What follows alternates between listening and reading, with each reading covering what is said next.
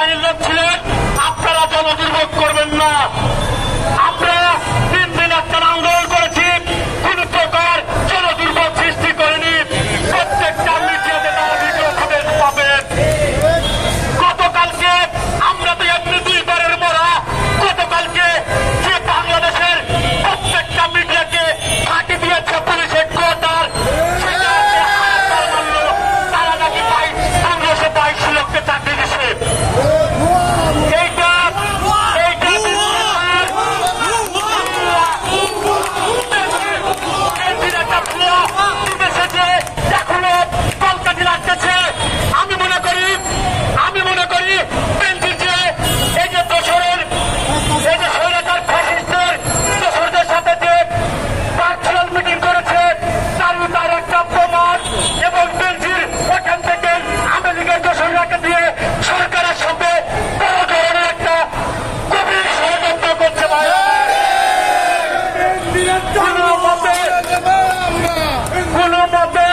আমরা 3 বার মরেছি, আরো 3 বার মরতে রাজি আছি, কিন্তু যে কুখ্যাত সন্ত্রাসী, মাদক ব্যবসায়ী, দুর্নীতিবাজ বেনজিরের সেই স্বপ্ন বাংলার মাটিতে বিক্রিম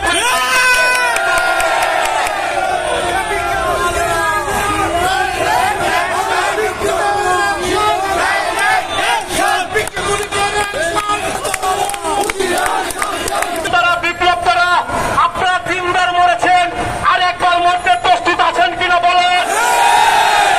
আমরা মনে করি চাকরি পূর্ণবহাল করে আগে বাংলাদেশ, আগে আমার মানুষ, আগে আমরা বাংলার মানুষের বিরুদ্ধে যে বেনজির ষড়যন্ত্র করেছে ভার্চুয়াল মিটিং এর, তার তীব্র নিন্দা, প্রতিবাদ এবং বিচার দাবি করছি।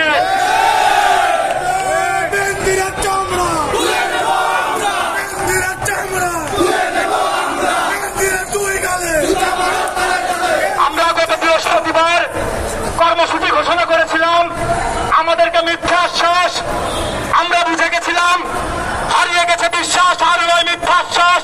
সেই স্লোগানে আজকে কাফনের কাপড় মাথায় দিয়ে আমরা শান্তিপূর্ণ আমরণ অনশনের ঘোষণা দিয়েছিলাম।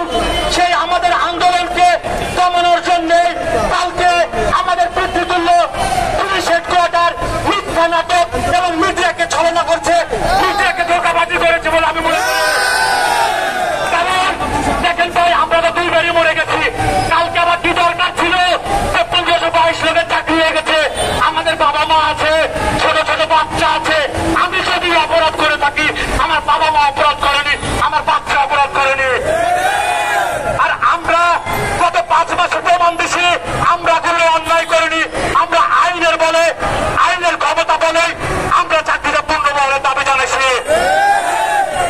আজকে যে আইনের কথা বলা হচ্ছে, আজকে যে আইনের কথা বলা হচ্ছে যে আইন বলে নিয়োগ দেওয়া হবে, আইন আমার আমরা কিন্তু চাকরি ছিল করছে বেআইনি ভাবে, যেগুলো আইনি ছিল না।